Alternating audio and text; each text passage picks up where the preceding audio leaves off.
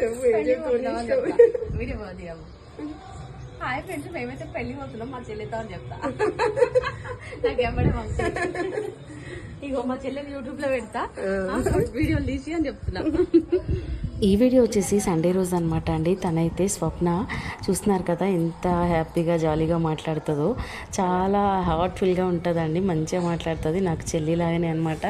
అయితే మేము వీళ్ళింటికి వెళ్ళి అటు నుంచి పెళ్ళికి వెళ్ళామన్నమాట.